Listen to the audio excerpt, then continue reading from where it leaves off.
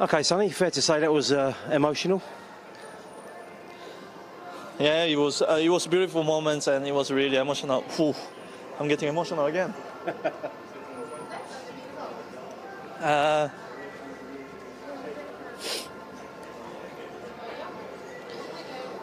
it's beautiful moments, and yeah, what can I say? It must be so difficult. Look, you've done 10 years. You've done so much in that time. I can imagine it's quite difficult when it must all just come flooding back when you're standing with your teammates and you're in your home country.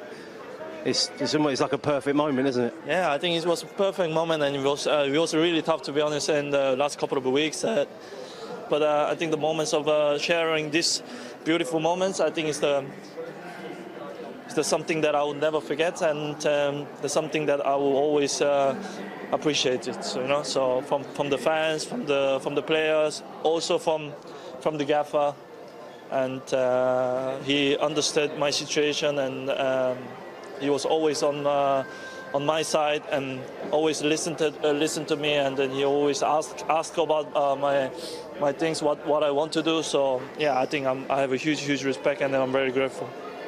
Take us into the dressing room before the game. What was that like? What were you saying to the players? Yeah, I said exactly the same thing. The players made it a better person, They made me better person than better player, So I'm such a lucky guy that having such an amazing group of players, amazing group of the boys next to me, and feels like they're little my brothers, now. So I just wish them all the best, and they have a 5 competition in their ahead. So I hope. Thank you. I hope they win all the five competition as much as possible, and yeah, that's my wish, and that's my hope, and Spurs will be always my heart, and those boys will be always in my history book. So yeah, I'm very glad and very happy. Just finally, how do you sum up 10 years of Spurs? I mean, what words? Incredible. I mean, it was incredible. I mean, gone so fast, the 10 years. Some amazing moments, some beautiful moments, and I can only think about the beautiful moments, and amazing moments. So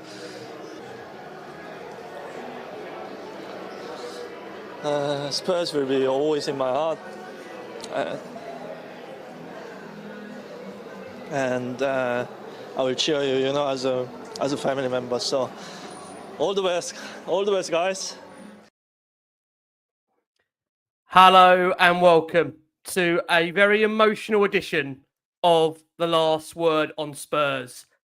Starting from the top, UEFA Europa League winner, 454 appearances, 173 goals, 101 assists, 1 Puskas Award, 1 Premier League Golden Boot, 1 Premier League Goal of the Season, 4 Premier League Player of the Months, 2 Premier League Goal of the Months, record Asian scorer in the Premier League, record Premier League goal contributions, if I can get my words out, 28 goals in North London derbies, 9 v Palace, 8 v Arsenal, 7 versus West Ham, 2 v Chelsea, 1 versus Fulham, 1 versus Brentford. Mr. Tottenham, the legend that is Heung-Min Son. Hello and welcome to this edition of Last Word on Spurs, a special edition that we're bringing you here in what has been a crazy, chaotic last 24, 48, 72 hours where, of course, all things happen when I'm away, and Marlon and Crackers, in good, typical fashion, keep things sensible when I am away. And Jason McGovern is just Jason McGovern. If you're watching the very, very first time, you can find us on iTunes. We're on Spotify. We're across all major audio platforms. We're, of course, on X. We're on Instagram. We're on Facebook. And we are on Blue Sky too. I've said it more than once. It will be an emotional edition, A Last Word on Spurs. Why? Because Jason's on the show when Spurs have made a transfer. We'll come on to him very, very shortly. Joao Palhinha is a Tottenham Hotspur player, helping me break down this edition of Last Word on Spurs, where quite weirdly, we're probably talking about anything other than the game. Because it's just been anything crazy of the last 24 hours. I'm joined by my wonderful co-host alongside me, Richard Cracknell is in the house, where, can I give him a bit of an exclusive, Cracks? We've got a Son quiz coming your way later. We have indeed. Hello, everybody, and viewers, listeners, and fellow esteemed panel members. Yeah, stay tuned. We have got a quiz coming up. It's normally the shit quiz, but you can't associate anything with Son and shitty, can you? So it's a Sonny tribute quiz for the great man, for the icon, and the legend, absolute legend. So yeah, that's coming up, Rick. Oh, man, most certainly. Back on the show also. You can tell things running smoothly on my way. There was no complaints. There was no issues about what was being shown on the screen. It must be Marlon's back from the Spurs Kings. Miles, how are you? Love to be back alongside us here. Yeah, I'm good. You know what? I think I was always prepared for this moment. But just seeing that today, it kind of went, oh, this is really happening. But yeah, I'm all good. Yeah, you know what? It does. I think I have to say, for those out there, you know, watching the game against Newcastle in that friendly, look, I mean, the friendly itself for some will probably be meaningless, but the images we've seen, the videos we've seen post the game, the interaction with Son and his teammates, Thomas Frank, the way he's handled it, I just think it's been pure class, really, all the way through the whole move itself. I don't know if you agree, Jace, you know, has this hit you yet? Have you been able to process this? Because this is, like I said to you earlier today, he's a genuine top legend, isn't he, Heung-Min Son? He's a genuine legend that we're losing at this club. I say losing in terms of playing, but he'll go on and I'm sure do an ambassadorial role at Spurs at some point. Yeah, absolutely. We're losing a superstar in the Premier League as well. It's not just from Tottenham. The bloke has served the Premier League with absolute distinction for 10 years. And, you know, when you look at what Asian football has produced, you'd have to say he's probably Asia's best ever top footballer. You know, you've had Park Ji-sung, who obviously achieved great things at Man United, and some others like Shinji Kagawa and that. But Sonny, to do what he's done in top level European football, regardless of whether it's done at Tottenham, has been remarkable. So, you know, the Premier League, and I think just the respect that Newcastle showed him, I think tells you everything about what the rest of the Premier League thinks. You saw the praise that Eddie Howe gave him, Anthony Gordon, and that gave him. You know, I think every single club has respect, perhaps with the exception of one or two Everton supporters, but you know, pretty much everyone I think has total respect for Sonny. And yes, it's a tough day. I mean, the news broke overnight, yesterday, didn't it, for us? That, you know, when he gave that press conference, so it's kind of happened all quickly, even though a lot of us probably expected it. But it's still a sad day, and it's hard to believe that next time we go to Tottenham, he won't be there. And I believe he's stayed on in Korea tonight. So even though the players have boarded their flight to come home, he's still there, presumably to tie up loose ends before he signs that deal with LA. But nice to see him with Hugo. I think TJ will have a season ticket in LA next season to see two Tottenham top boys, and you know, best of luck for whatever he does. And I think, you know, to see him go to the States, he talked when he left about going to the World Cup was his big thoughts. And I think, you know, that just shows you there's no such thing as meaningless friendlies and that for players, just what his country means to him, that desire to perform at the World Cup, to acclimatise and give himself every opportunity to play well for Korea at that World Cup, just sums up what his country means and just what international football does mean to people. So, fair play to him. Yeah, no, I agree. Look, we're going to come back to Son in a second. I appreciate it's been like I've mentioned already, a bit of a crazy last 24, 48 hours where it feels everything has happened pretty much in kind of one big hit. So just to bring everybody up to date in terms of what is going to be the structure for this show, of course, we're going to feature heavily on, of course, Heung-Min Son, legendary status, of course, leaving the club and kind of what that does mean for Spurs' future. That's obviously probably number one for us. And obviously, number two, we've had some really, again, sad news with Tottenham in the last 24 hours. For those that aren't aware, that didn't watch the game against Newcastle United, that friendly, and that is that James Maddison has picked up what looks like to be quite a serious injury, and one that we are, at the moment, at the time of recording, awaiting further instruction as to how bad that injury is. But we do know, for those that aren't aware of the situation, that James Maddison did leave the Seoul Stadium on crutches, which would indicate this is not a good sign at all in terms of what that does mean for Tottenham's attacking areas and also for James Maddison personally. We know Spurs are already without Dejan Kulusevski in that central attacking midfield area. Of course, the club have fouled in their move or pursuit for Morgan Gibbs-White, which you would have felt would have strengthened that area. But by the fact that James Maddison, pictured on crutches through the mix zone after that friendly against Newcastle, it doesn't look good. I mean, it was a seemingly innocuous challenge to win the ball. And then Maddison seems to instantly realise something was wrong, hopping on one foot, clutched his head before collapsing to the ground and signalling for the physio. He looked in a degree of pain. The Dane, Thomas Frank, said after the game, we're pretty sure it was the same knee he injured before. I think sometimes in life, football can be both beautiful and brutal. That's what we got in this game itself.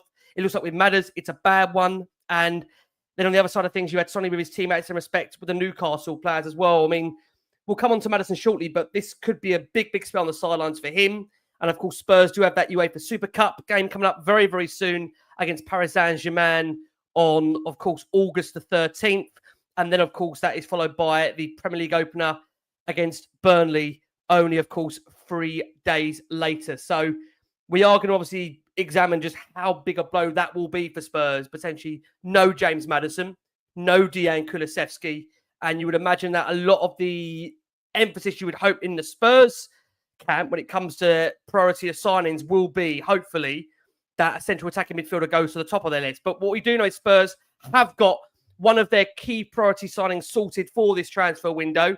And that is, of course, Joao Palhinha, who has joined the football club on loan. For Tottenham, of course, it's been an area of the pitch they've tried to identify for a number of years. The club have said, we are delighted to announce the signing of Joao Palhinha on loan from Bayern, subject to international clearance and work permit. The 30-year-old joins the club on a loan until the end of the 25-26 season with an option to make the move permanent. The defensive midfielder began his professional career at Sporting, making his debut for the club B team, aged 18, before his first-time bow in January of 2017.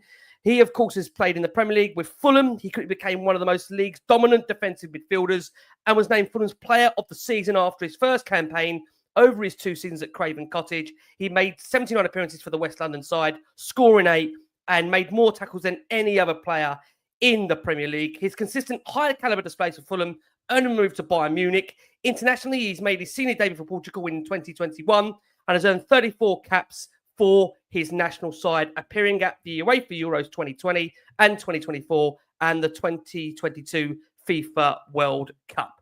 A lot has happened with Tottenham, and it just feels that if you agree, I'll come out of you, Cracks. I mean, there's a lot of news hitting us faster, isn't it? And I don't know if you agree. I want to come back to Son in a second, but do you feel for the club now, given the urgency there is in terms of the fact that Daniel Levy, for those that are unaware, will be featuring on a documentary with Gary Neville on The Overlap on Monday morning, which I think for many is going to be very intriguing to see what is said in that documentary. Don't ask me what's happened to the Simon Jordan episode, which was meant to be brief, or meant to be coming on air.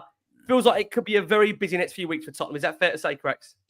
It's always busy weeks for Tottenham, isn't it? And, you know, a club of Tottenham's size, you've always got something going on and something, happening and in the news and just a cycle of football, Rick. I mean, we have literally seen it all in the last 48, 72 hours, haven't we? Like the beautiful, the emotional, both ends of the scale, as you say, with Maddison's injury and Sonny going, signings coming in, the chairman all of a sudden finding a tongue since his new chief operating official, or whatever title he's got, has come in. Can't shut him up now, can you? He's doing interviews left, right, and centre. He went from nothing to he'll be on here next. He'll be hosting the shit quiz, Rick.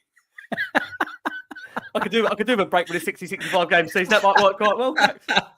I tell you what, you can forget it being free to air anymore, people. If he does come in, let me tell you then you will be pressing the red button for more. You will be nailed down to a subscription. Don't worry about that. You'll be shelling out like an OnlyFans account. Let me tell you.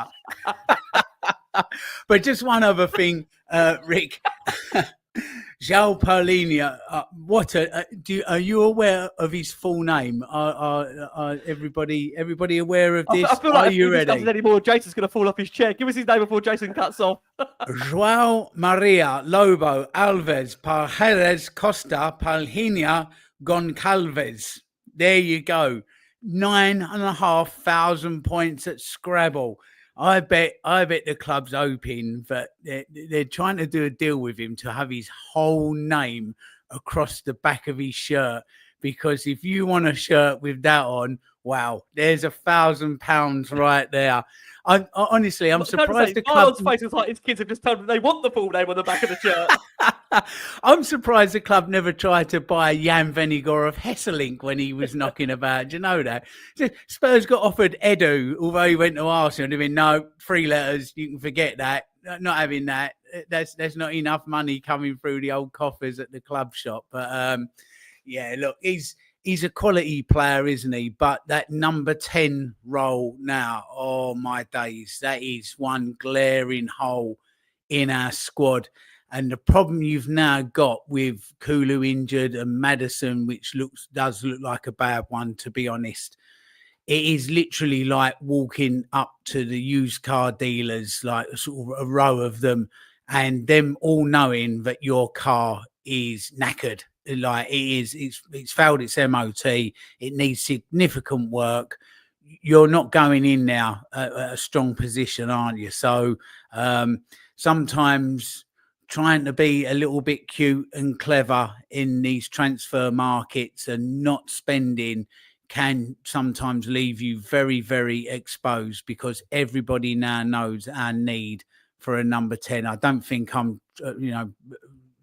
coming out with any trade secrets here. No, people will know what we need. So it's that's something that has to be addressed. Really does have to be addressed. But it's only the small matter of Bayern Munich and PSG next, so I'm sure we can muddle through.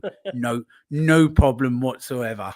Well, for those that know, Jason's left that very lovely small gap on his arm, which for those that aren't aware, I'm sure Jason will give you another preview of that during this show about how there's a trophy ready and waiting for that to be imprinted on his lovely skin. Jace, it has been a bit of a crazy last 24, 48 hours. I mean, I know when we spoke this morning, you gave me to be fair, when I saw Jason set up earlier, I mean, I was even more confused than I am now, because he had about 4 sports going on. And I said, Jason, we've got quite a packed show. He said, yeah, I'm just waiting for the other sports to finish before we get started here. So I'm thinking, God, what has he even seen throughout the day? I mean, Jason, crazy in the world of Tottenham, right? Crazy. Just as Cracker said, it's a normal Tottenham day, isn't it? It's ending careers, starting careers, injuries, just a physical game. I thought it was quite an entertaining game, but Newcastle certainly had some physicality, wasn't it? We had another Romero blow up during the game. We had Joe Linton quite possibly getting a red card in a Premier League game. Yeah, it was just a crazy moment. But you're right. I think that the day's ended with a lot more questions that need answering than it started with. So I suppose in the short term, probably about the one thing that you can look to do is put Kudus as the number 10 in the short term. But you definitely now need some creativity in that area. But it is what it is. So, injuries are part and parcel, as we saw last year. You just have to try and do what you can. But obviously that Gibbs-White deal now looks like an even worse deal for us than it collapsed, doesn't it? It does. And especially in that area, Mars, where we are fairly weak. I mean, would that be your biggest concern about Mars? I mean, look, again, we're delighted we've got, I think many would say, Palhinha over the line. It's a player that I think Spurs have been craving out for in terms of trying to identify a decent caliber number 6. I think he's a player that's very much bought for the now.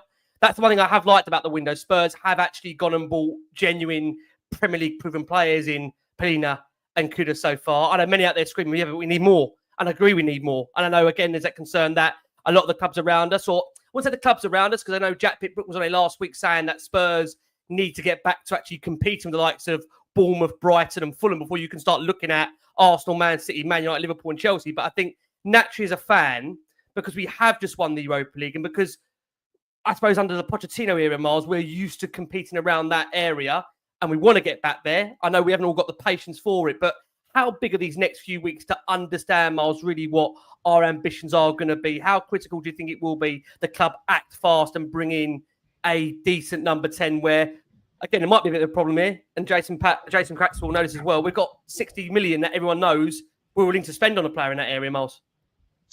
Yeah, but it's been a problem for the last how many weeks? That's why we've all been complaining. Where's the signings been? Where's this? Where's that? Where's this? So asking the club to expedite it anyway, we kind of knew that Maddison at some point this season was going to get injured. Hence the reason why Gibbs-White, we were interested in Gibbs-White. They must have seen that this was coming. There was going to be no Kulu to probably to October, November. So look, it's going to be one of them situations where the signing that everybody wants will not come through the door. It'll be the signing that they'll go and do the data for, which at this present moment, it'll probably be the guy from Leicester. If we're being completely honest, he's going to be the cheaper option out of all of them right now. Eze looks like he's going to Arsenal. I think that he's probably got the most availability right now. So I think what's going to happen is that at some point, Maddison and Kulu have to come back. And that's the bit that we kind of all forget as well. They're going to have to come back at some point. So I reckon it's going to be someone that they're going to think, who can we mould into that sort of player in the future? So it'll probably be someone temporary. And you got to remember, Odeberg can play there as well. He's been probably used there the most in the last few months when we've had certain players in that position gone. So look, I'd love it to be a top £60 million player, but knowing Spurs, if they're looking at it, they might think that actually Gibbs-White becomes more available next year, depending on what deal he signed at Nottingham Forest. Hence the reason why he signed it. So let's see what happens in that position. But yeah, Maddison was always going to be in trouble. I think it was a case of when, and it happened today, which, if we're going to be honest, at least it's not going to happen on the 1st of September when the transfer window's shut.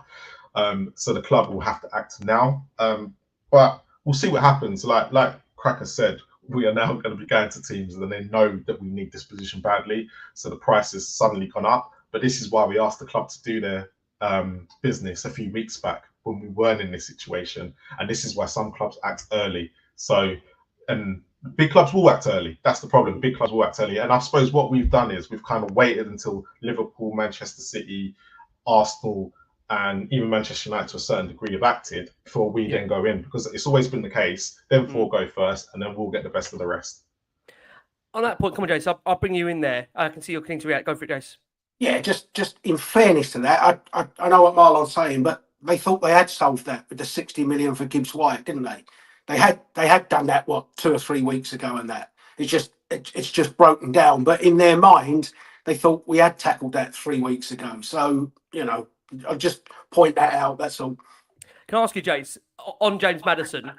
I think we all agree that on his day, he's an absolute fabulous player and can produce something out of nothing. But with the concern now, I think this is probably his third big injury so far at a very short period at his time at Spurs. Does that worry you or concern you that already with James, we're getting the frequency of injuries, and they're not just small injuries, they seem to keep him out quite a long time? Would that make you concerned about really his longevity at Tottenham? Because I think we all look at him and think he can be a Tottenham player on his day, but can you reliably back someone that does seem to get such frequent amount of injuries? And they're not small injuries. He's out for quite a consistent amount of time. And this latest one, I hope I'm wrong, judging by the reaction of the teammates around him, just how innocuous it was, this doesn't look like a 2-weeker to me. This looks like it could be, as Crack said earlier, quite a considerable amount of time before you see him back in a Spurs. How worrying is that for you?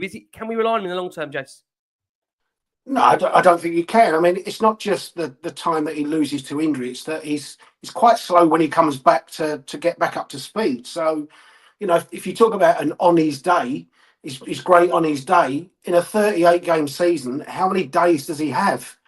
If you're talking about 10 or 12 days in that season, then, that's clearly not what you want to build your side around, is it? You need, as Cracks and people like that have said before, I mean, the Mo Salahs of this world, where they're so good, is that their availability is, they can just play 35, 36 games out your 38, can't they? And of which, 25, 26 of them are on their days, and the other 10 are still pretty good when they're even not at their very best. So it's definitely a worry. It's something we simply have to address. But I just want to say that there was one other massive Premier League transfer today. Andros Townsend to tie Premier League side Kanchanaburi, mate. So I can have a look at Andros on my next trip to Thai. He's got to play for a team just 500 yards from the bridge on the River Kwai. So watch the movie on the flight over and then give Andros a big hug when you get there. Best deal of the day. That's the one we were waiting for. That's the big one, gentlemen. Jason got you there. The fish rod was out. He's Best reeled deal you of the in. day. This is the Fabrizio Romano I want to see, the Thai Premier League, mate. Here we go. And don't forget, if we're looking for a number 10, don't be surprised if we don't go for Christian Eriksen. Free transfer that Thomas Frank loves. Tell you what, it's going to be a very intriguing next few weeks with Tottenham. I know, again, with that Daniel Levy interview dropping, the timing of it, I think that will be intriguing. But look, there's obviously a lot to discuss during the show. We'll dip in and out of the Newcastle game as well, to be fair, because I think there are, I think, fair to say, some bigger things to solve. As Jason said, it's a day where really you end up with more questions than you do answers. And it's probably in such typical Tottenham fashion. Jason took the words out of my mouth. You know, you've got players starting their career, ending their career. It's all happened. But obviously the headline news of these last few days, and of course in this episode of Last from Spurs, is that Heung-Min Son is going to be leaving Tottenham Hotspur. That's really been the breaking news over these last 24 hours. And again, it's been an emotional last 24 hours in which we're going to bring in, if we can, that news that came in the last 24 hours. So we're going to go for our first break of the show. In that break, you're going to hear that interview in which Heung-Min Son confirmed he would be leaving Tottenham Hotspur. Let's hear from Heung-Min Son. We'll be back in these next 3 to 4 minutes. Once again here in Korea, so I think it's second in a row that we come to the Korea. I think everybody's really appreciated, and having us is just incredible. Yesterday in the airport, we just felt welcomed, and everybody loved it. So everybody can't wait to play. And tomorrow, but before we start the press conference, I just want to share the information that I decided to leave this club in this summer. So, and respectfully, this club and is helping me to my decision. So, I just want to share this information before we start the press conference. So, thank you. Sonny, obviously, you've given us 10 years of wonderful memories at Tottenham, and obviously made so many amazing friendships at Spurs. How difficult is it going to be to kind of depart from all those things? Yeah, I mean, I said before, it was the most difficult decision I made in my football career. So I've been here 10 years in a beautiful club and beautiful fans, and having such amazing memories, and after that, leaving this club, I think it was just so hard to make a decision. But as I said, I just felt like I need a new environment to push myself and to get more of me. I think I just need a little bit of change. I mean, 10 years is a lot of time when we're thinking about it. So, and I came to North London as a kid, 23 years old, very young age. Young boy came to London who even didn't speak English. So, and leaving this club as a grown man is very, very proud moment. So I just want to say thank you all of the Spurs fans that gave me so much love, and felt like it was my home. So, but yeah, it was one of the toughest decisions I've ever made. So yeah, I hope the goodbye is always also a good time, you know. So, but I think it's the right time to make this decision. So I hope that everybody understands that my decision, and hope that everybody respects that. Yeah, I think it's for me personally, I would love to work a little bit with this fantastic person and player in every aspect. Now I've had the opportunity to follow him from distance, first in Hamburg, Leverkusen, and obviously 10 years in Spurs. Not only 10 years, 10 amazing years in Spurs, and he's a truly Spurs legend in every aspect. I think one of the best players I actually ever played in the Premier League, in my opinion, as a winger. But I like that the club has been open to it, because it's never easy to find that perfect timing, and me coming a little bit in from the side, I think it's probably the perfect timing, going out on a high. Been here 10 years, won the well-deserved trophy be a key player for many seasons. So it's almost the perfect ending to a happy fairy tale. So there you go. That, of course, you heard there was from Heung-Min Son. That was Thomas Frank reacting to that news that Heung-Min Son will be leaving Tottenham Hotspur. And for those that aren't aware of where we are with Heung-Min Son and in relation to what comes next for Sonny, we understand that he is closing in on a move to LAFC. That move is expected to be announced imminently by all parties. It could even take place as early as the start of the week. So we are expecting Sonny to depart.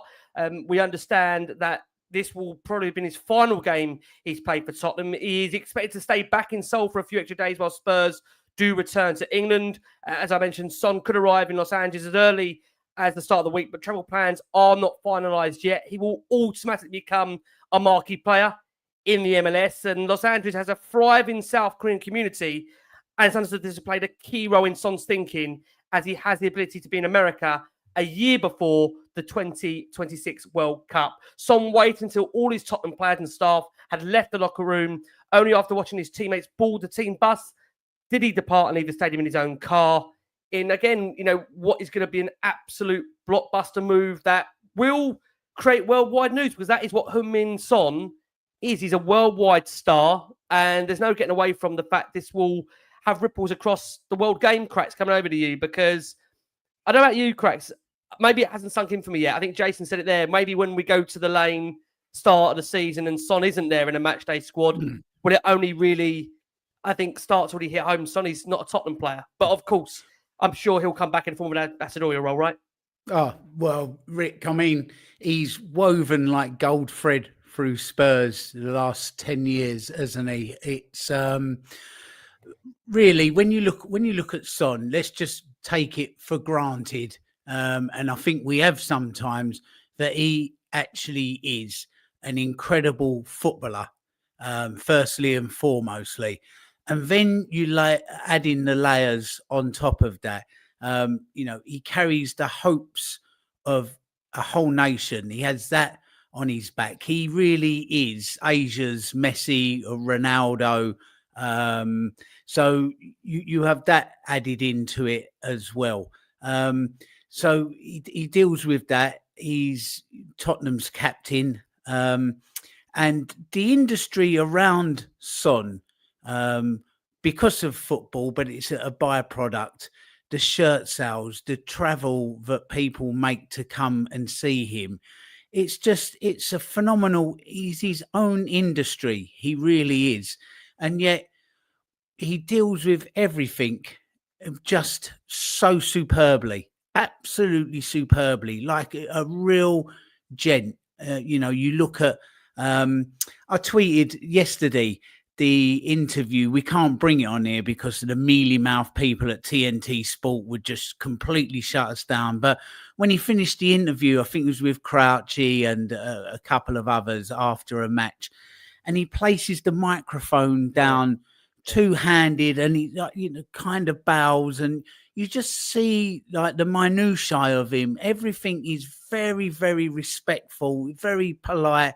I know that you said to speak about your favourite like Son moments and things like that.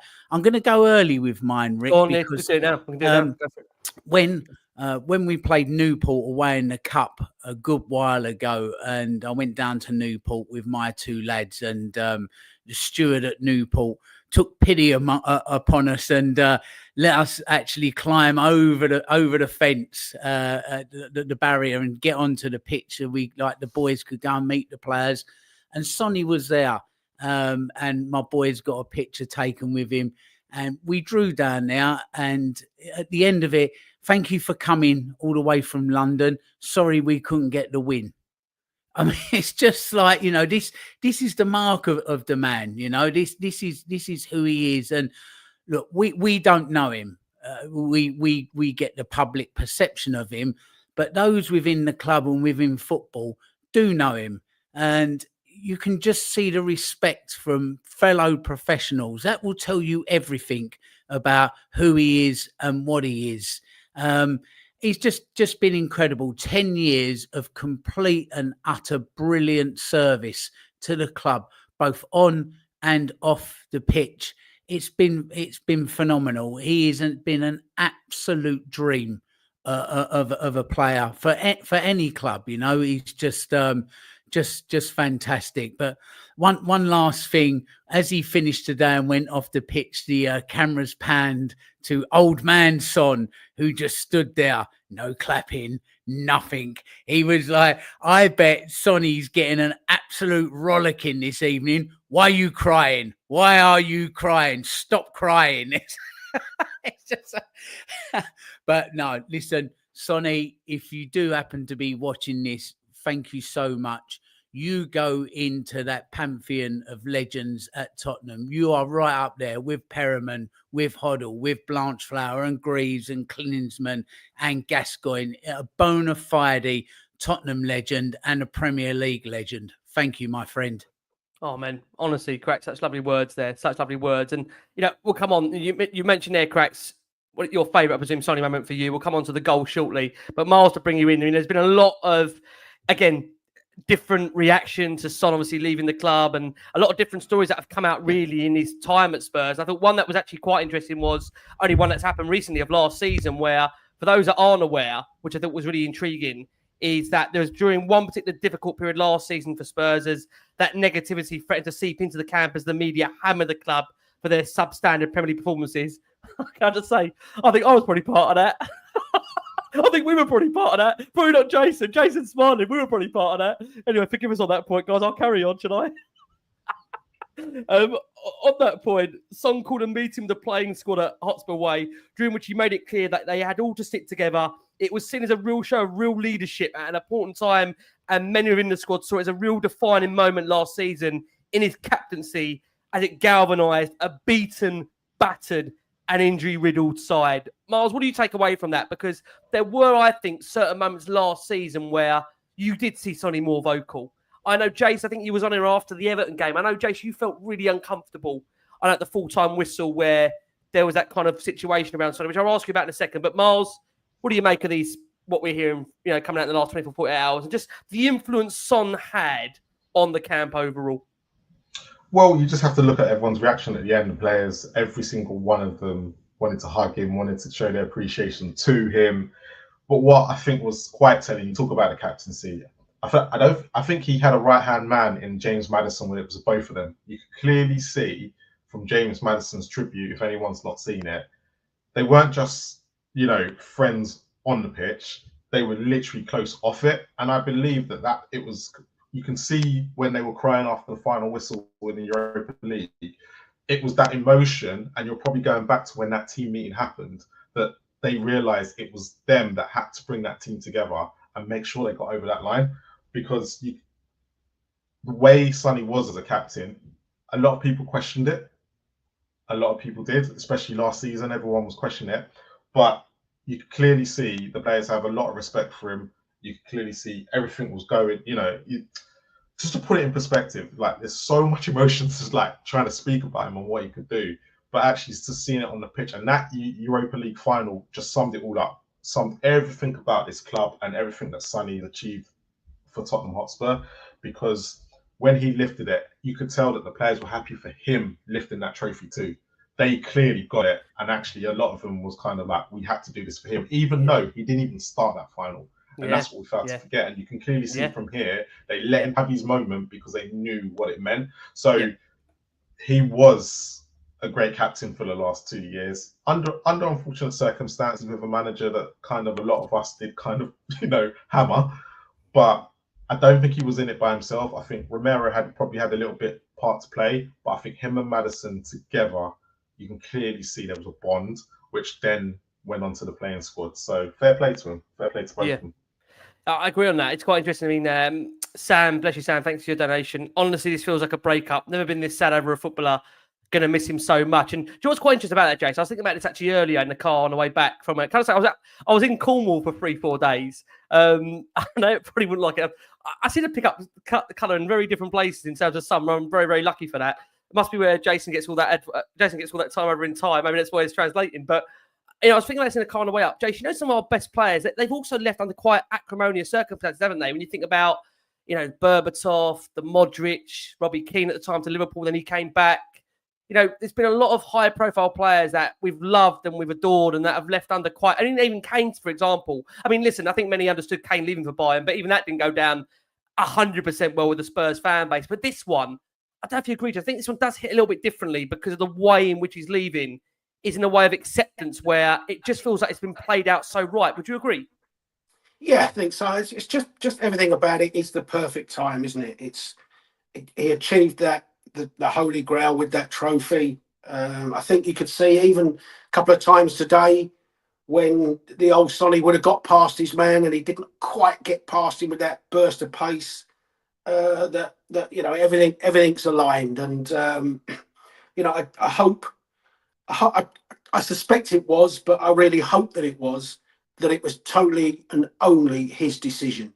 I hope the club haven't thought there's 10 million to make out of you on a sale to LA or anything like that. I hope it's only his decision, and I hope that if it was his, they didn't try and persuade him out of it with some kind of sentiment or whatever. Let him make the decision. Let him go out, as you say. You know, and you know, when you talk about acrimonious things, and we'll come on to one of his favourite moments. One of mine, not necessarily the one, will be that time when the Kane to City thing was at its peak, and there's Sonny signing a 6-year contract when the club was reeling, new manager under Nuno, all the speculation about Kane. We had it all summer, the feeling of negativity that started with the Gary Neville interview on the overlap, and that the feeling that Christ, our club's slipping backwards, and our one superstar there stuck his hand up and said, give me 5 years and plus the option of one more or whatever. And you know, just the things he did. And when we talk about players and we mock them at all types of clubs for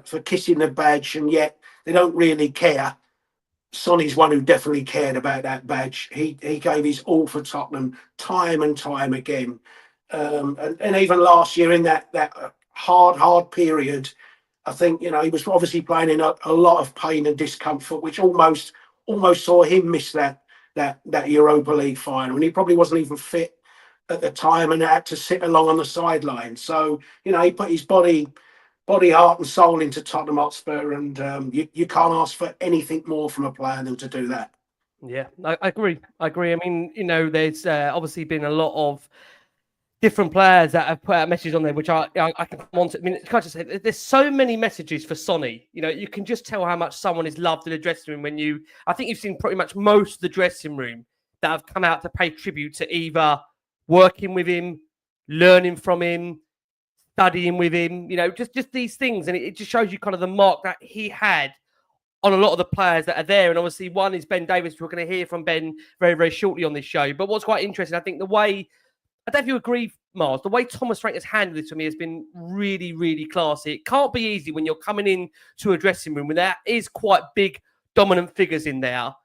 Sonny, Romero. I mean, there was all that kind of talk as the moment he came in. Those are going to be the two big decisions that Thomas Frank is going to have to deal with. You know, can he deal with the fact that Romero might want away? That seems to have gone quiet for now. Can he deal with Sonny in terms of what comes next for him? But what we are hearing was that Frank held numerous meetings with senior figures within the Spurs dressing room following his appointment, and Son was the only player to express his desire to leave for a new challenge. And Spurs, we understand, wanted his departure to be smooth in recognition of his 10 years of service, and they were flexible on which club he wanted to join and the amount they would receive for his sale. I mean, a word, Miles, and maybe the way Thomas Frank has handled this, because it can't be easy. A new club, and not just that. I think what he's understanding now, Thomas Frank, and no disrespect to Brentford when I say this, the scale of size from going from Brentford to Tottenham, just by this touring career, Miles, I think it's probably a completely different world to what he was at Brentford. I don't mean that in any disrespect to Brentford, but the size of Tottenham as a club, Miles.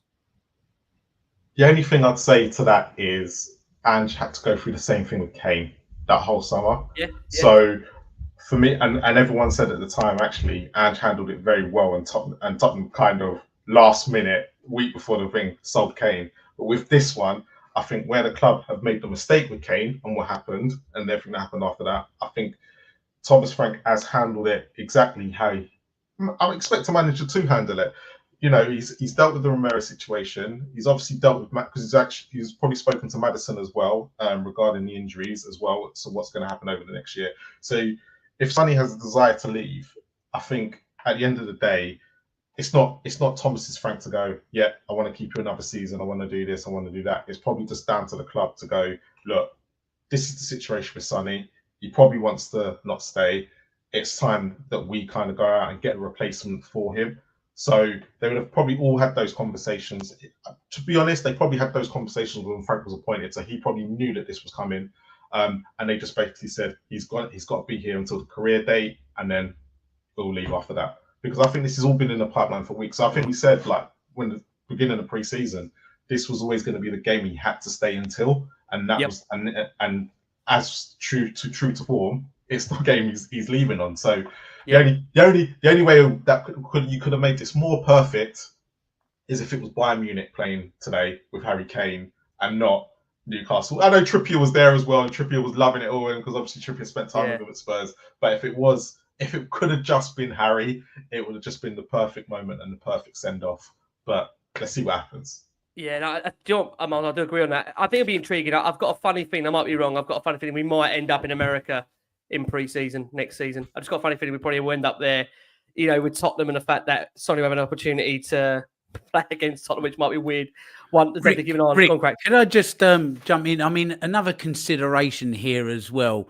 We've paid tribute to Sonny the player, Sonny the man, and you know, as much as we don't like it, a huge part of football now, excuse me, is the business side of it. It absolutely is. And, you know, it's people's jobs within football clubs now to be the bean counters and bringing the money in and keeping emotion out of it. He is going to be a huge loss to the club financially. The numbers with you know, South Koreans that come, and just Asian fans as well, and even, you know, UK based Tottenham fans, it's phenomenal. It is absolutely phenomenal. And you know, the club does have to consider that as well. So you kind of have to take your hat off to the club, because they could have said no, we want another year, and we could all see that he'd lost that little bit, but they could have said, well, you know, we might be losing out on 10, 15 million pounds. I don't know what the numbers are, but they are huge. So it's a big loss there as well to the club. And, you know, like it or loathe it, you have to be making money to bring in players at 40, 50, 60, 70 million pounds. That's just the nature of the beast now. So you have to allow it, and you have to sort of consider that as well. So that was another consideration that the club has to take on board. Phenomenal industry, absolutely phenomenal industry, with shirt sales and sponsorships and just like worldwide branding and recognition, just taking the club out to places like South Korea and Asia, and the knock-on economy of what that brings in. It is phenomenal numbers. So, I mean, that's also a big loss, as well as losing Sonny the footballer.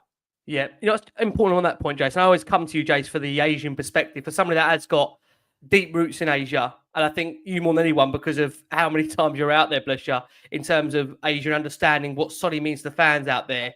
Just give us an idea of what it will be like from the Asian football perspective of Sonny not being a Tottenham player. And I wonder, I know we're going to do a special feature show on this very, very soon, but I wonder what proportion of Spurs fans are we actually, in your mind, maybe losing in Asia or maybe in Thailand by not having Sonny there? Would you be able to quantify that or not really? I mean, give us the impact, what you think. No, it's hard to quantify how many percent of support you lose. Asia in terms of European football tends to, or a lot of it does follow individual players. So support does move around. If you like Aguero, you'll go and support Aguero where he next plays and things. So it will have impact. But, you know, most of all, I've always said it, Asia takes great pride in Asian players. and some of the achievements for Asia that he's done. You really are looking at somebody that showcased Asian talent. So, the highest scorer in the Champions League, the first ever Asian player to lift a European trophy. They're hell of a standard for him to set for that continent. God knows how many times he's won Asian Footballer of the Year. And, there's always been the rivalry between Brazilians and Argentinians. So, I've said it many times. There's not a Brazilian that can admit that Messi's the best player in the world, because the rivalry comes into it. But with Sonny, he carried the whole continent on his shoulders into tournaments and things, and there's real pride in seeing him do well. But just on what you were saying with Thomas Frank, I think it's actually quite good for Thomas Frank. I think it does help him reset. It stops, if he's not in the team sheet for the first game, the questions, why haven't you picked him? He's the club superstar, you're leaving him out. It just stops all that distraction. It enables Thomas Frank to say to Romero, look, you're the captain, you're the one going forward. I think as well, Christian Romero's Instagram post of a couple of days ago where he says, looking, can't wait for the season to come, and I think that's pretty much ended any speculation around him. He obviously knew the decision as well about Son, so was probably told, look, you're genuinely the captain going forward. So I think it just gives more clarity around for Thomas Frank to impart his own will on the club, that there's no distractions now about the superstar's future. Yeah, I mean, going to be fascinating. I mean, I have to just bring in, I want to get from all of you very quickly before we do move on. I think Cracks has already said his favourite sunny moment, but the favourite goal. But before I do, for those out there that are just not aware of who we're losing, what we're losing in terms of sheer goal stats alone and what this man brought to a Tottenham shirt, Mo Salah and Harry Kane are the only players to register more goal contributions in the Premier League than Heung-Min Son since his Spurs debut. He has 127 goals and 71 assists. Son has played more matches, scored more goals, and provided more assists than any other Asian player in Premier League history. Just to put that in perspective, the kind of player Spurs are losing with Sonny. One of our all-time greats. He joined us in August 2015. He celebrated his 10th year at the club by lifting a Europa League trophy back in May. 5th in our all-time goal-scoring list with 173. Last season, Sonny became only the 7th player in our history to make 450 plus appearances, reaching 454. He's a FIFA Puskas winner for his goal against Burnley in 2019. Premier League Golden Boot winner in the 21-22 season with 23. Foreign us back into the UEFA Champions League. He is now just one of 13 players to lift a trophy as a captain of Tottenham. He's going to be a massive, massive loss to this side. And I think we all agree we'd love to see him come back in some form of an ambassadorial role when it is right. But if I can just get from you all, give me, I'll come to you, Cratch. You've already given me your favourite Sonny moment. You got a favourite goal? Because I think, Jace, you said this to me years ago. This guy's got a catalogue. When Match of the Day do, they're kind of, 10, 30 or 10 to 15 goals of a month. I mean, Sonny's got 30, 40 goals of a month. So how do you whittle it down to just one of your favourite Sonny goals? How do you do it, Chris? Can you do it? Let me start by telling you, Matt Hayes, a good friend of the show, tweeted a stat that 50 of his goals were match-winning goals. That's incredible. That is phenomenal. 50 goals is just insane. I can just say, Absolutely Jason, how much do you love that stat? Because, Jason, how many times do you say you judge a player sometimes on the fact they score a match-winning goal, Jason? I mean, how many times have you said that so much on here? Players need meaningful goals, iconic goals, and that's what I used to say about Eric Lamela, wasn't it? I'm still waiting for the really big Eric Lamela goal, and Lucas Moura will have that moment, and Sonny had many, many moments for sure. That's unbelievable stats. What a crack there! What a crack there, stats cracks. What a cracker stat! Brilliant. Cracks, let's right back to you. For me, of course, the Man City goal in the Champions League, but I'd only just emigrated in 2019 out to the Canary Islands. Never really got a chance to have a good farewell with my good friend and friend of the show, Bill the chef. We love it, Bill. But I came back in 2020, my first trip back, and me and Bill went to the Tottenham Burnley game together, and we had some posh tickets with a bit of something to eat, just as a little sort of farewell for for going overseas, and he scored that Puskás winning goal. So, I mean, you know, just the company I was with and the goal itself, it was Hoddle's goal versus Oxford, wasn't it? With bells on, with bells. It was just incredible, and it highlighted every attribute that he had: the touch, the vision, that speed, and but you know, you just always see Sonny cutting in from the left, just coming across, peeling one into the top corner, absolutely signature, and it was so lovely to watch. I know that goal was a little different, but many of his goals that came like that was just superb to watch. It really was a signature move, wasn't it? You know, it's like Mickey van der Ven's sort of overhead daddy long legs kicks, isn't it? But he seems to get to. It's just that signature move. But for me, just it completely beating the entire Burnley team was just wow. You know what's mental? For those that are on audio, we've got a live chat for those that know that watch the show on YouTube. I don't think I've ever seen, when you ask someone for their favourite goal, such a variation of the comments. I mean, it's actually crazy, isn't it? You know, you think with some players they have one standout moment, but with Sonny, there's not one, there's not two, there's not three, there's not four, there's 5, 6, 7, 8, 9, 10. There is so many Sonny moments. I mean, the Chelsea goal at Wembley, where I think Spurs mocked it up and did Sonic running around with rings. I mean, it's just absolutely mental just how many great Sonny goals there's been. Miles, let's throw it over to you very, very quickly. I know we're pushed for time. Miles, favourite moment, favourite goal with Sonny? Favourite goal. So this one, I don't know why I always remember this, but it was always something different from Sonny. It was so different. But it was Leicester in the FA Cup, second leg. Yeah, and he shifted it onto, and he just literally, Schmeichel don't even attempt to dive because it was so quick into the net. And I just remember going, "Oh, Sonny, you got that in your locker." Never knew that, because his goals, for me, most of his goals are very similar and they're lovely and they're brilliant. But that one for me just always stands out for that one moment. And we were up against it a little bit because that was the year Leicester won the league, and we were kind of we messed it up in the first leg, and then I just remember him just pulling that one out. But my favourite moment, I was torn between, him missing the Manchester City's what it led to, but it was actually the Champions League second leg, where the Etihad went quiet, absolutely quiet when he got those 2 goals, and it was literally that for me. If he hadn't done that moment, we don't see a final. So that would always be my Sonny moment, because everyone would talk about the goals, and they were brilliant goals as well. But for me, that was the moment, and I went, Sonny is world class to Pep Guardiola, and he knows it. Yeah, I just can't get off that stat, Cracks, that you brought up. 50 match-winning goals. I mean, how many players, Jace, can say they've scored 50 match? I mean, that is just. I would love to know how many more. I mean, Bob, Messi, and Ronaldo. There can't be any more. I don't know if there's any more players that have got that genuine number of match-winning goals. It's insane. I don't know, Jace, you're going to narrow this down to your favourite Sonny goal, because I think you've got about 15, 20. Can you narrow it down to one? The Chelsea one for me is my favourite one.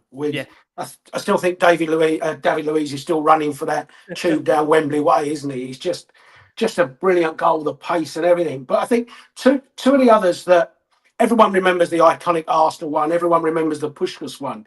I think 2 of my favourites beyond that Chelsea one is the falling volley against Swansea, which is a unique Sonny goal, because that technically that's just an amazing goal to hit it like that.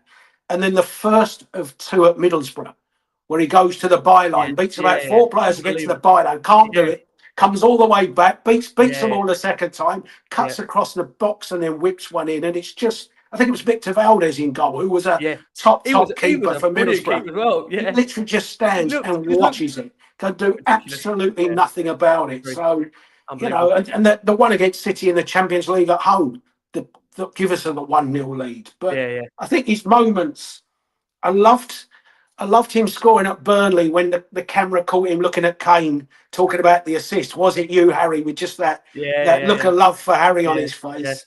Yeah. And I think the one last year, the all-white mate in the dressing room, is just going to be a brilliant moment with Sonny as well.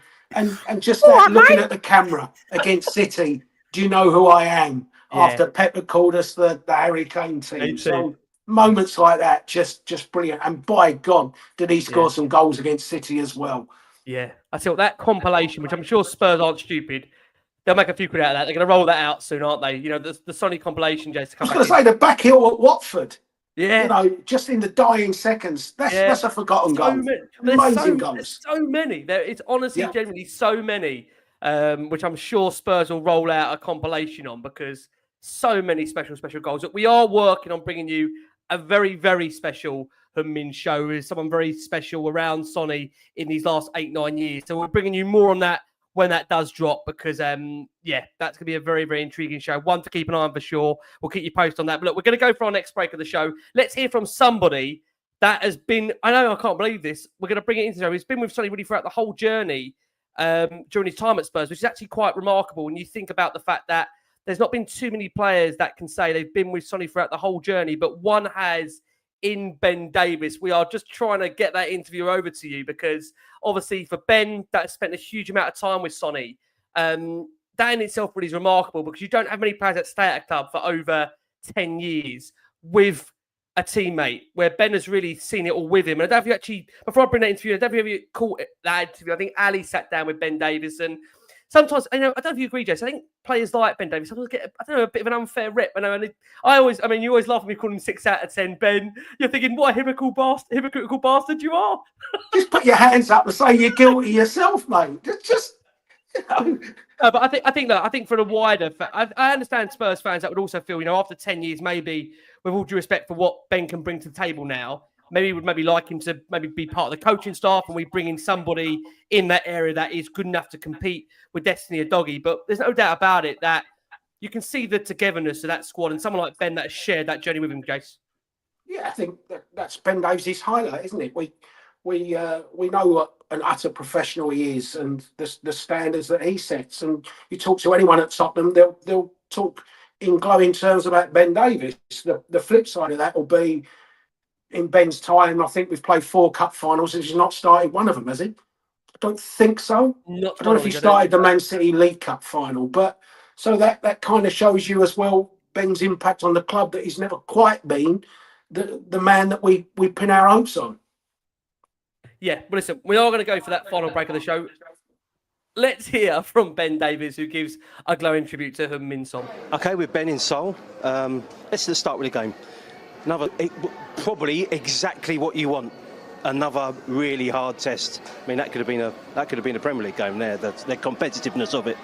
Yeah, well, I think that's exactly what we wanted, right? It was a competitive game, very physical. It was very demanding in these conditions as well. And look, there's definitely times where the quality could have been better, but I think that spoke for both teams as well. And overall, good test. Looking forward to going back now and cracking on, ready for the season.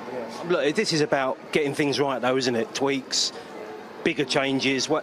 Defensively, Thomas has spoken about the defensive structure of the team. Look, you've been a defender for 20 years. How's it looking? Because you look strong. Yeah, I think we're definitely looking more structured, like you said. It's there's more bodies helping out, and as a defender, to be honest, that's your biggest focus, right? You want to look at getting clean sheets, and times another one where, the chances probably came from our mistakes rather than getting broken down. So we worked hard again. Disappointed with the goal. I think our mentality now is that we want to really pick up and be better where we were last year for not conceding as many goals, and I think our focus is now as many clean sheets as we can get, and that starts with hard work against teams like this today. We're about a month in, and a month in under Thomas as well. How are things going? Yeah, I think he's been great since he's come in. He's brought in a lot of good ideas. We've done a lot of work in the meeting room and on the pitch, and I think it's still work in progress. As you can see, there's still a lot of changes and still a lot of things that we're getting to grips with, but we're getting there, and I think by the time the season comes, we're going to be flying. Okay, so we've just seen your best mate, or certainly your best mate at the club, come out of his hometown in a sea of emotion. I mean, how are the players holding it? You're not holding it together, I know, but what's it been like last few days? It's a bit of a strange one, I think, like where he's been here so long. He's such an iconic player for this club. It's a huge loss for a club. But on a personal level, look, he's one of my best mates, so it's going to be weird not coming in and seeing him like it's been the last 10 years. So, yeah, it'll be strange. I mean, you mentioned iconic. I've just asked him to sum up 10 years at Spurs. It's difficult. You know him better than anyone. Sum up his impact, his legacy. It's incredible. I'm pretty sure it's more than we could have ever dreamed of when we got him in. What he would have done for this club, not just on the pitch, off the pitch. His personality, his charisma, how hard he works to do so much for this club, and he deserves whatever comes next. Lovely words there from Ben Davies. 6 out of 10. I'm only winding you up. What a great spokesman he is there. Listen, Stop it, Rick. Stop it. Wait till Ben Davies goes. Then I'll be on the show. Then I'll give some glowing reports. Mate, look, football can't have a dressing room full of Sons or full of Kanes or full of Romeros. You have to have mixes and blends. And Ben Davies has been there or thereabouts under... How many managers? It's absolutely 75? 75 and counting. Mate, he's a solid gold footballer. Okay, he might not start every week, but every club, every dressing room needs a Ben Davies. He's part of that mix and blend. This isn't just always about football. This is about the personalities and people in dressing rooms. I bet he sorts out a shit ton of any little interpersonal things that go on between players and any little niggles and this and that, and goes to the gaffer and speaks to him. He's got a doctorate in economics. He's a fluent Welsh speaker as well. The man's quite phenomenal, and he hides all that under his bushel. Yes, he can even say Clanfair Pushwingef Gogere and Dropo Santosilios Gogogo, the big long railway station. Can he say Joao Palhinha's name? All right, Cracks, you've made your case. You will get to host the Ben Davies exit show, all right? I'm sorry I took the Sonny one off you, but I promise you will get the Ben Davies exit show. That's what he's been waiting for. Listen, thank you to nearly over 10,000 of you that are watching the show live. I've got some news for you. That was officially my last breakaway. So you've now got me ready for a 60-65 game season where, look at Jason's face. I know even he knows what's coming. Even knows what's coming. We are getting ready to go again. We must be crazy. And you can see, we've started, of course, bringing back the first team squad over as the summer has kind of come on. Cracks is slowly coming back to the screen. Marlon is back now. Look how happy he is. Jason's coming back. Mac is coming back soon as well, I think. So TJ's on a beach somewhere. We're bringing him on and off as things can come on and things come and go. So look, we're going to turn to very quickly next. If you're going to laugh about this, this is going to be Jason. I've wound Jason up in the past, but this is going to literally be a quick 5 minutes on the Newcastle game, which, with all due respect, feels like a bit of an irrelevance now, given what has happened really from the start to the week to the end of the week and where kind of it leaves Tottenham next. But Spurs did actually play a game. They did actually play a game today. I know many might have forgotten about it. It did finish Tottenham 1, Newcastle United 1. In terms of the game itself, Spurs 7 shots to Newcastle's 12, 5 shots to Newcastle's 2, 1 block shot in there. Spurs creating the only one clear-cut chance of the game. Spurs edging more on the tackle success of 76% to Newcastle's 43%. Pope the busier of the two goalkeepers 4-1. Spurs edging the corner count 6-2. Possession-wise, Newcastle edging at 61%. To Spurs, 38.5, and Tottenham actually more the lesser of accuracy of passing, 77.4% to Newcastle's 87.9. But look, again, really, the second half dominated by the departure of Heung-Min Son around the 60th minute, in which he was given a beautiful send-off. It was a fairly quiet second half until James Maddison was stretching off at the end of the game, which, of course, is the big concern. But, very quickly, boys, literally a couple minutes on this. Any real takeaways from that game? Of course, Bayern and PSG are next coming up. Newcastle got their own problems under Alexander Isak, whether it will stay or go. I'll go to you, Jason, on it quickly. Newcastle, any massive takeaways from that? Again, I just want to see us create a bit more chances, and I want to see us have a lot more ball than 38% in a game. And Matisse Tell needs to sort that finishing out, doesn't he? Because when he goes clean through, if that's a Premier League game, you have to bury those chances. And the irony is, whenever we used to see Sonny go through one-on-one, you had total confidence that the ball was going to finish in the back of the net. And when Matisse Tell was going through one-on-one, you had very little confidence the ball was going to go in the back of the net. And, with Richie not being the most prolific for us and that. And with Tell looking like he may need to play down the middle as a number 9 sometimes, you want to see a little bit more clinical finishing from him. But, you know, it was a physical game. As I say, Newcastle strong side. Good to get an intensive game, but there's still lots of work to be done. There is indeed. For those that weren't aware, Spurs lined up for that game with essentially the team being Kinski in goal, Porro, Danza, Romero, Davies, Bentancur, Gray, Sarr, Johnson, Tell, Son as captain, the bench, Vicario, Austin, Gunter, Spence, Van der Ven, Byfield, Vuskovic, Abbott, Basuma, Bergvall, Maddison, Donnelly, Yang, Odebear, Kudus, Richarlison, Lancashire. Huge roar for Sonny's name as it was read out. Brennan Johnson got Spurs underway, scoring, of course. Lovely finish from him. Miles, I'll just come over to you very quickly just to touch on the guy if I can for a second. It was a really good finish from Brennan Johnson. All started actually from the ball being won back, I believe, by Danso at the time, in which it was played into the path, of course, of Brennan Johnson, who finished it really, really well. Terrific low finish inside the left-hand post and was a threat down the right as well during the game. Thoughts on that goal for you overall, Miles, and the way it was created and finished? No, it was great play from Danso to begin with. He put the pressure on. By the way, it took a massive deflection, Rick. let's get that for that. It took a massive deflection. I'll be honest, I was watching the game in a 5.5-hour journey from Cornwall, so forgive me if I did kind of not mention it that. took a massive deflection, but it was good play. The only thing is that I've only been back an hour.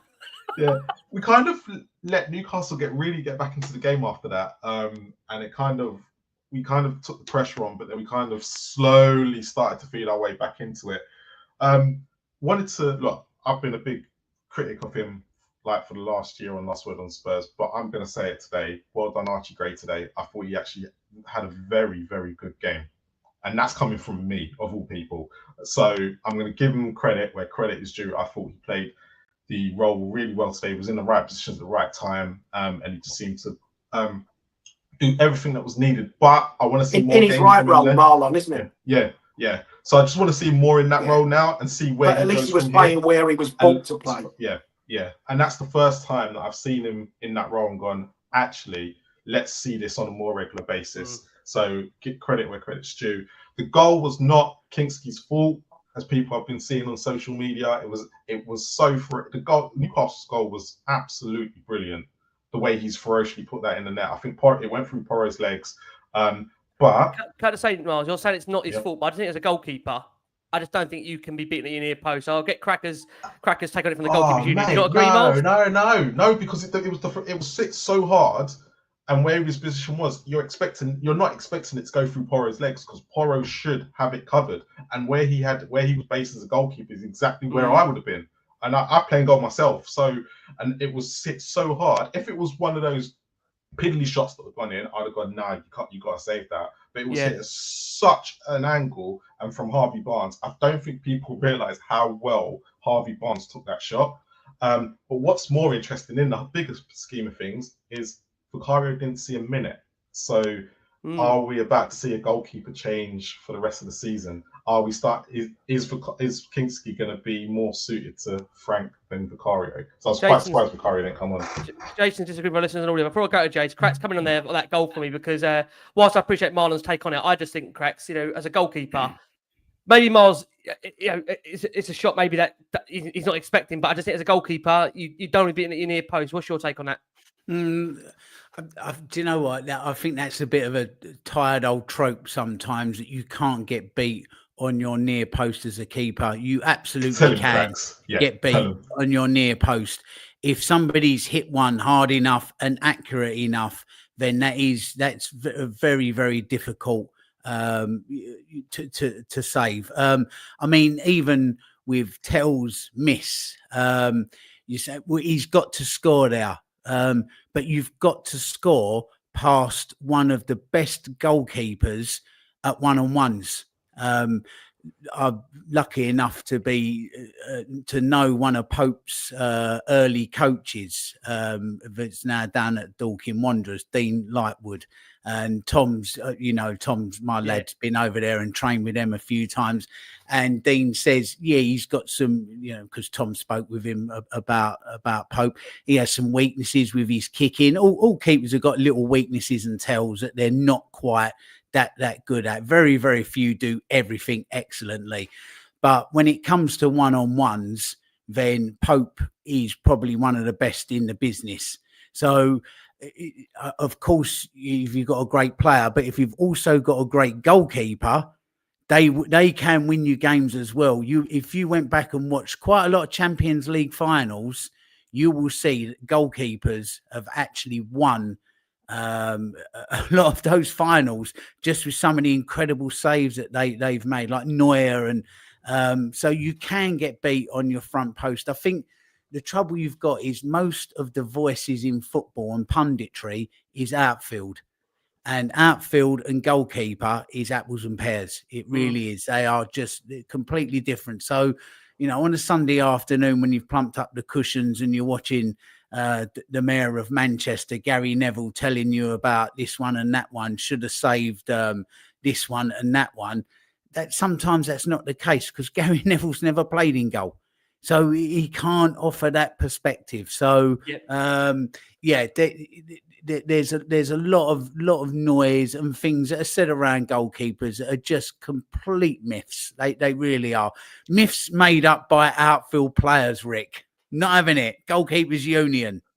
There you go. I've been told. Not that I am a pundit. It has to be very clear. I'm definitely no far a pundit. Bear in mind, I was in the car for an hour and a half, and Marlon just told me there was a deflection on the first goal. Didn't even see it. Didn't have a clue. Jace, you were definitely shaking your head there at the suggestion that maybe there will be a displacement in the goalkeeping ranks with Vicario. But I think what was an interesting point from Robert here. Robert says for him, maybe depending on who we see at Bayern, might give us an indication as to who Frank's choice will be. Do you agree? Just to say, Cracks, Gary Neville's never been Prime Minister, but he tells everyone how the country should be run as well. So, which will now make very interesting viewing tomorrow morning because Mr. Neville, the de facto mayor of Manchester, as Simon Jordan calls him, is never backwards in coming forwards of telling people how this country should be run and never afraid to ask the difficult questions. So let's see if some difficult questions are asked of dear leader tomorrow morning in this documentary, because if not, I shall be tweeting Mr. Neville and asking him why he was put on manners and was he given a list of questions to ask. Carry on. I think Vic got the 90 minutes against Woolwich, didn't he, on Thursday? I'd be surprised if he changed the goalkeeper yet.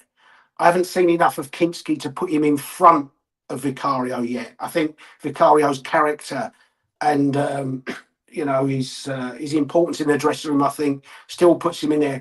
Without a doubt, I think Kinski is better with the ball at his feet, but I still think of the two, I'd sooner see Vicario between the posts. But I think it is interesting that I think when we brought Kinski in, he's not come in just to be a deputy goalkeeper, and he will want to genuinely challenge for that spot. Yep. And I think Frank is giving him the opportunity to show it, but I still think I think Vicario will start Bayern. I think even if he makes a horrendous error against Bayern, he'll start the Super Cup final and he'll be the Premier League goalkeeper. But it will be, as the season progresses, if he makes 2 or 3 mistakes, then whereas I think Ange would have stayed with him, then I think you might see Thomas Frank say, okay, it's time to give Kinski a go. I don't think Vicario's, as high up his list as his number one, but I still expect him to start the season as number one. Okay, interesting. We'll see how that does play out. Also, Rick, let's not forget as well, Kinski's 22 years old. So you can knock 5 years off of development with keepers as opposed to outfield players. So he is literally, in goalkeeping terms, like playing a 17-year-old. He is 5 years off of his prime. So he is one still developing, still physically, mentally, and across all aspects of his game. He's a very, very young goalkeeper.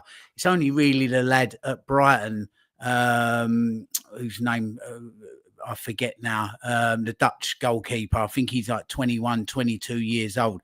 But to get a number one keeper at that age, it's just you really don't get that. So he's got another 5 years developing before he even gets to that sort of age of being a number one.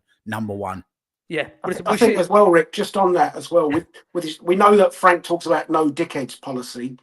and obviously Vicario is a strong presence in that dressing room, and you've just lost Son, and you've probably lost Maddison for the season as well. So there's two of last year's leadership group gone, and probably not wise to take another one and immediately leave him out and say to him, sorry, you're not my man. So I think you might have to rely on him in that respect as well in early days, which might also buy him a little bit more time. Yep, we'll have to keep an eye on and see how those things do play out. Look, again, I'll tell you, it's going to be a very, very brief match review itself. We saw Romero a little bit of a tussle with Bruno Guimaraes. There's definitely the South American fight in there between the two of them. Obviously, second half, really, as we've kind of touched upon, it was kind of more around, obviously, Sonny leaving the field, and the scenes that we saw in the farewell was actually quite remarkable. To see that amount of love for Sonny, I have to say, because it got nasty at that one point there, really. I mean, there's a few kinds in that second half where I think Joe Linton could have easily seen red in a Premier League game. I mean, there was an elbow there on Gray where if that's a Premier League game, you're off. You're simply off. It was a really, really bad taste in the mouth, I think, for anyone that was watching that game. Just not acceptable. But to be fair, I think when Son came off, it seemed to actually bring both sides together in a weird way where there seemed to kind of be this kind of loving that they were willing to give Sonny just the right send-off. And we saw that on the coaching staff. I mean, just a lovely moment really for everybody involved where, Sonny came off the field, obviously to massive, massive applause. He received the Guard of Honour as well, a really touching moment. And obviously with him coming off, I think we also saw Luka Vuskovic come on, Ben Davies as well, plenty of energy when he came on as well, Maddison and Odeberon for Gray and Johnson for Spurs. And we touched upon that fact. I mean, you said it earlier, Miles. Gray had a really promising display, one that we hope will continue into the start of the season. Bergvall, tidy second half from him.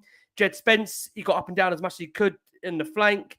And then we had that concern over James Maddison, where at the moment we haven't got any further update as to what we've seen this last 24 hours for those that are listening back on the rerun, that Maddison did leave the field in, again, a huge amount of discomfort. I mean, it was so fairly innocuous, the actual foul itself, that it's very actually just hard to see what he'd done. But Thomas Frank has confirmed after the game that he appears to have injured the same knee that caused him discomfort on the previous occasion, which isn't a good sign. And you would imagine by the fact that he's on crutches, obviously through the mix zone, that would indicate that this could be potentially a long time for Spurs, which is a worry. And you would hope that priority will go on to hopefully resolving that. And that's where I'm going to come and finish the boys on. But look, before we did come on air, we had the news that Spurs have finally got over the line a number 6 from what we understand is all being what a number 6 is in Joao Palhinha. Of course, he comes in the former Premier League experience from Fulham. I'll start with you, Jason, on that signing itself, because it's an area that we've really struggled to get sorted. Can this player be the right signing at the right time for us, Jason? Yeah, I think when he went to Bayern, we were talking. I remember plenty of shows and plenty of talks about us trying to go for him then, or he was the player that we should be trying to go for. And he definitely left a massive impression on the Premier League, didn't he, with his defensive capabilities and things. And it's just a surprise that Bayern chased him in that original window and then went back for him in the January, that it's kind of gone wrong for him at Bayern. I just think maybe they've looked at him and thought, technically, you're not quite the player we want. And maybe I prefer more of a technical number 6 than an out-and-out tackling number 6. And, Højbjerg was let go by Bayern probably for the same reasons. He wasn't quite good enough technically. But like I say, he made a big impression in the Premier League. I think he probably is more suited to a Thomas Frank type side that does look like it wants to play with 2 in front of the back 4 and 1 in front of them, rather than being just a single number 6. I think we will have to certainly have to brush up on our set piece defending, because as well as the most tackles and things like that he made, I think he also made the most number of fouls around the edge of your own box. So there's that to it. You just hope that you don't give away stupid fouls from it. But overall, I think he's a player that probably Thomas Frank wants. He is tried and proven in the Premier League. I just concerned as why, as soon as he went to Bayern, when they chased him so hard, it kind of disappeared straight off. So, or whether that was partly because the previous manager had earmarked him and he wasn't quite Vincent Kompany's man when Vincent Kompany went there. Yeah, it's going to be fascinating to see how it does play out. I mean, I think the Rick, interesting thing... sorry to interject. Maybe, as I always like to come away from football itself, the people behind the footballer have to be happy as well. Now, Munich's really not got that big a Portuguese community. London has. Maybe he didn't settle there. Maybe he moved there with a wife or a girlfriend or a boyfriend or whoever. His personal life is his personal life, and never settled. That can play a huge part into why somebody doesn't do well at a club. Because if you're unhappy in your personal life, you're just not going to settle into your football life as well. So there could be a hell of a lot of factors that played into that. But we know that he can do it in the Premier League. We know that he obviously likes London life because that's where he plied his trade in the Premier League in London. And London's got a huge Portuguese community. So it might just be the move that he needs. He's more settled and happy, family around him, more settled and happy. And he starts flying again. So, you know, it's not always just the club and the football. There is people and personalities within those kits that, you know, play that all plays in a hell of a lot into what makes a footballer. Yeah, no, I agree on that point. You know what's quite interesting coming over you, Miles, is that when you look at the players that we've actually signed in this, in the age of kind of the 30s and above, you know, the age when joining the club, Scott Parker was 30, Edgar Davies was 32, Llorente was 32, Gallas was 33, Noreen Neighbour was 34. I think the point I'm trying to make is that of all those players that signed, maybe some might disagree on Gallas and Neighbour, but and even maybe Davies to some degree, but I think we got really good value out of those players at that time of signing them for at least a season to warrant why we brought them to the club. Do you agree, Marlon, that this kind of profile of signing in terms of maybe veering a little bit away from kind of for the future is similar to the Kudus profile where it's somebody for the now in what we've needed, Miles? It's always what we've shouted for, wanted, and said it's all right signing all these young players, but you still need them to be around modern professionals who have been in the game for a long time. And that's exactly what he is. And you're absolutely right with all those players you named. They all had an impact. Even Gallas had an impact that season. I'm not forgetting Arsenal away. He was there. So, but look, you will get an impact from him. We need, and I'm hoping that he has the same impact that Wilson Palacios had when under Harry, where we needed that DM for there and now, and we just needed somebody in that position.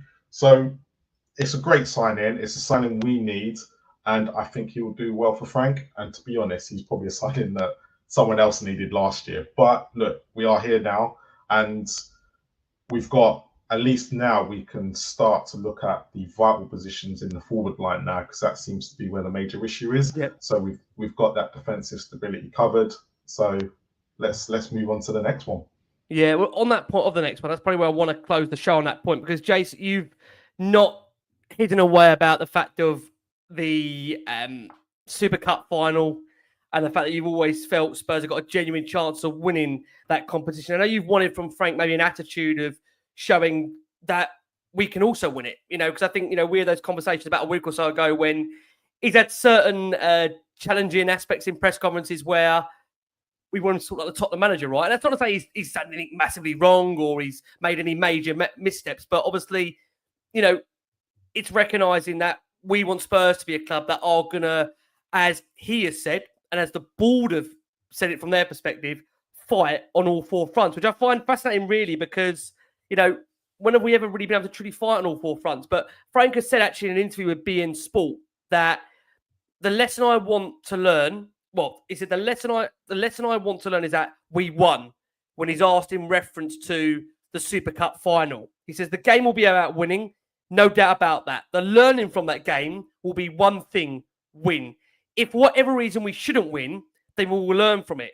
We don't see it as a test. We see it as two good teams against each other, and we want to win. And it just feels like this week coming up feels like it's going to be quite a serious week for Tottenham. They've got Bayern Munich on the Thursday. They then, of course, got Paris Saint-Germain on the 13th. And then we obviously have Burnley as the first game of the Premier League season. What do you feel, Jace? Again, I know you're not crazy about transfers, but what do you feel the club need to do to give the manager the best possible tools now to go into the new season? Positional wise for you, is there any position that you worry about thinking we're going to need cover in there, especially now with this latest issue with Maddison? That looks like he definitely, like Crackers has said, I'd be amazed if he'd be fit for the start of the season. Well, I think we definitely want that creativity position. I mean, lots of people talked about the Europa League final and how Ange adapted. I think it was more a case that with Sarr, Bentancur, and who else played that day? Sarr, Bentancur, and Bissouma. We struggled to keep the ball and create and find the passes that we could get up the pitch on. And that would be my worry overall, that until we get that bit of creativity, even if you've got a Kudos and an Odebear that look to take men on, you've still got to get the ball to them in the right places. So we definitely need to sort that. And we're going into a season where Dom Solanke's not been seen yet. We don't quite know. It's always he'll be all right for the next game, and he'll be all right for the next game. But if he's not all right, there's now only a little bit of game time he can get against Bayern before we go into that Super Cup final. And so there are still positions to sort, because I think we'd all probably say, I mean, even Richie, when he's going through, I think he gets flagged offside. But even Richie going through there kind of scuffed his shot wide of the post, didn't he? We've seen him somehow miss from on the line against Arsenal and end up basketballing it over the top of the crossbar and things like that. So I think we know that we can't rely on Richie. And I do want to, I've said all along, I've been a big believer that Super Cup is theirs for us to take. In amongst, I know people are shit scared that it's PSG. They're still on the beach. They're not even in training yet. They have no warm-up game planned before that final. They come back to training like 3 or 4 days before it, and we've had 5 weeks to get fitness level and get some understanding of what we're trying to do. And when you look at that Super Cup final, there will be, you can make 5 substitutions, or it might actually be 6 substitutions in that, but there will be 4 PSG players that have to go 90 minutes having not kicked a ball for 4 weeks. So, there is a real chance for us to lift that trophy and put our name on it, because there's some big sides on that trophy. Make no mistake, big sides on it. So I think we absolutely, I'm not worried about the result against Bayern unless we got absolutely stuffed. I want to see I want to see performance levels increasing against Bayern. And if we lose it 2-1 or something, so be it. But I want to go to that final and think we're in the best possible place to give that a real go. Yeah, I think we'll know more, because obviously was the Bayern game. I think we might get an indication by then of what he sees in his mind as his best 11 by Bayern. You'd imagine that would be a warm-up. Yeah, I think the first 60, 70 minutes, he'll want that side pretty much to be the PSG side. He'll want minutes into the legs of Udogie and Solanke if they're possibly fit. Yeah. But it's a worry, isn't it, that Kulusevski, Maddison, Dragozin, Udogie, Solanke, 5 injuries already. But there's no Ange to blame for them, so I don't know whose fault it is.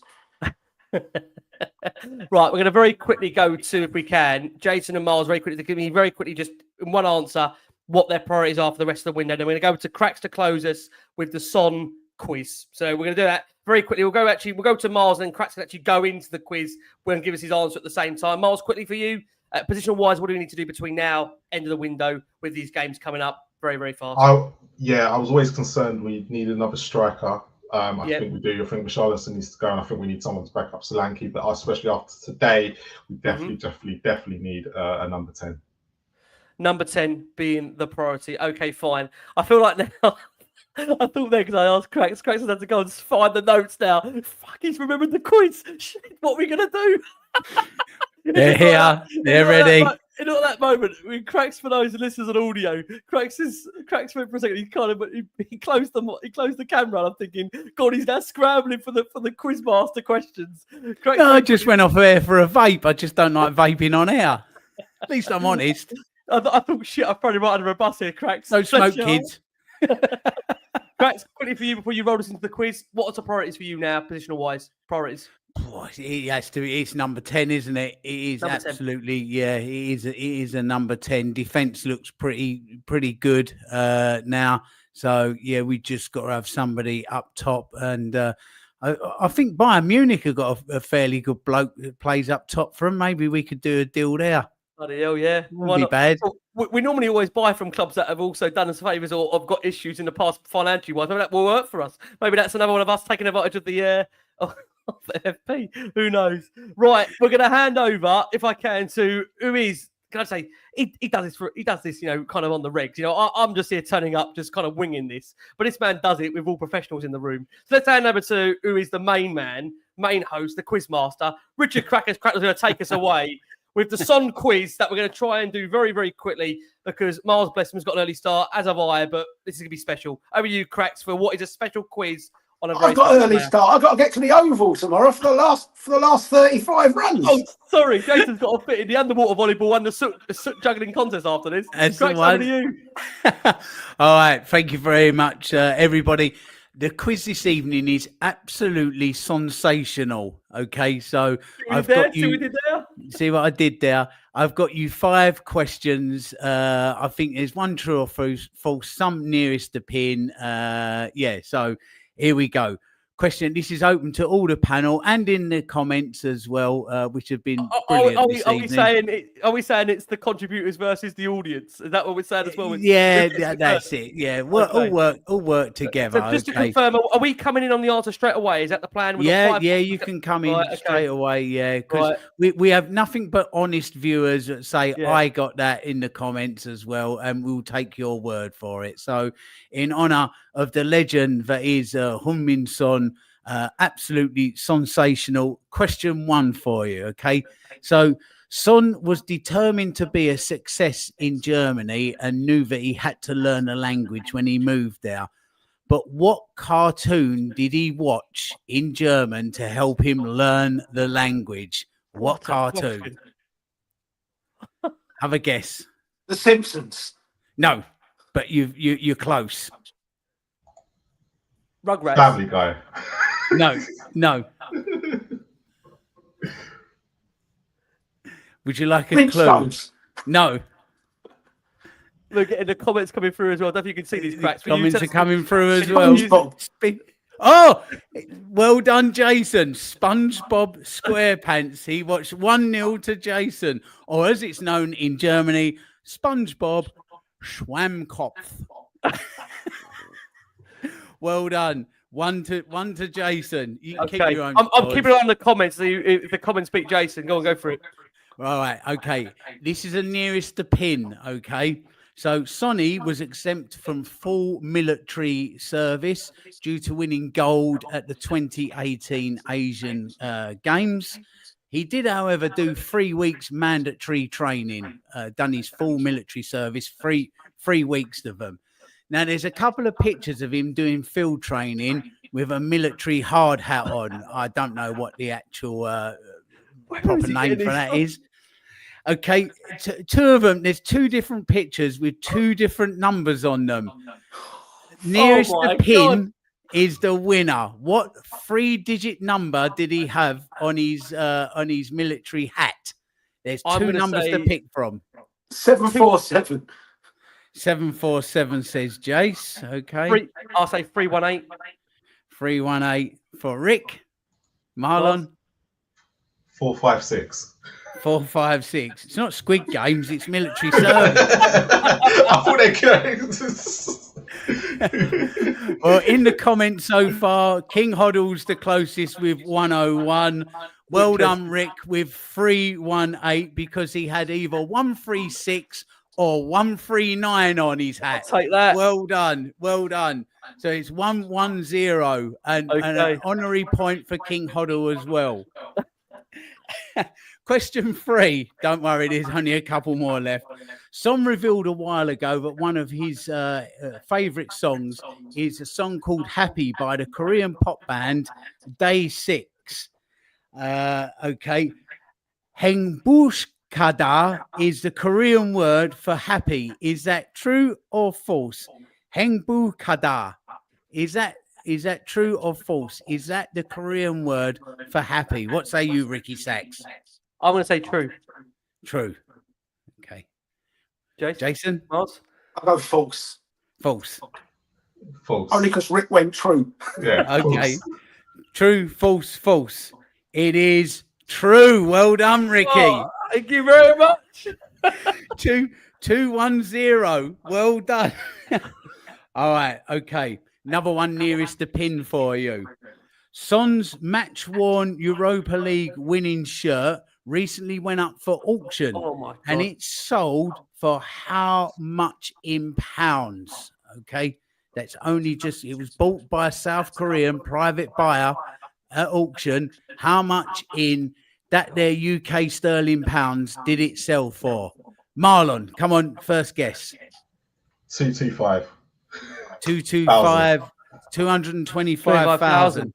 Yeah. Okay. Jason? I'll go 46.5 grand. 46,500 for Jason. Okay. Rick? 400,000. 400,000. Well done, Marlon. That's very, very close. 41,221 British pounds that sold for. What a bargain. So hold on a second. So we've got, we're tying at the moment, aren't we? Yeah, 2-1-1 at the moment. Right, okay, it is okay. 2-1-1. 2 for Ricky, 1 for Jason, 1 Right, for okay. Marlon. There you go. Right, last question. Nearest the pin again.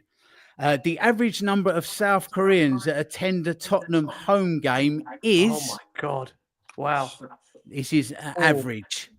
And so the average amount of South Koreans that attend Spurs home games. Yes. I think this might be from not last season, the season before. Okay. Ricky, how many? I'm going to say 12,000. 12,000, 12K. Jace, for you? I'll go 3,000. 3K for you. Okay, Marlon? Hold on, Miles on mute. Let's bring Miles off. I've gone way overboard now, I think. I'm going to go 6. 6,000. Well done, Marlon. You are the closest. They say that it is around 5,000 South Koreans go to the game, and they spend on average about £1,000 at a game.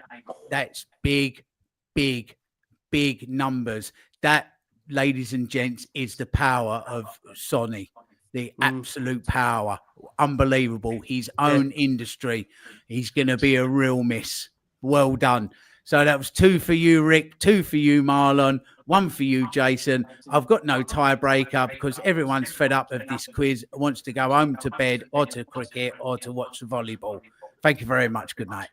Cracks, you've been a star. People are loving they're going to take a quiz. We will try, if we can, to bring some more quizzes into the show, depending on the timings of how these shows will go through the summer. I know Jason loves a quiz. Jason normally is the winner of them. So thank you so much, Cracks, for that. Look, it has been a sensational show that's still Crackers line and a lovely way to end it. I say this show does belong to Heung-Min Son, but as always, we can't do the show without these wonderful guests that make the show what it is. So, Cracks, thank you so much. I think you're back with me on Thursday for Bayern Munich. So that's going to be interesting to see where Spurs are at. Bless you. Thank you so much, Cracks, as always.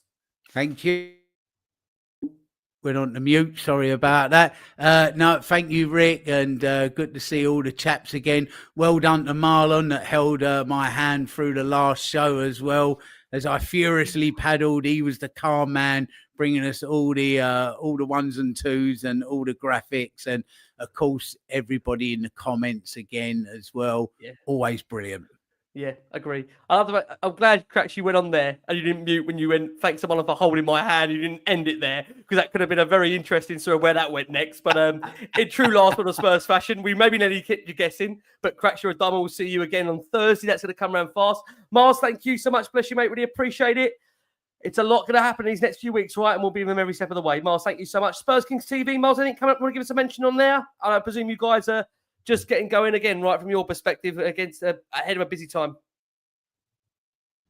Yeah, we've started again. Come off mute myself. Yeah. But yeah, we'll start again. We're back Tuesday, Wednesdays. But yeah, nothing majorly coming up until Spurs bring us some news. So love it.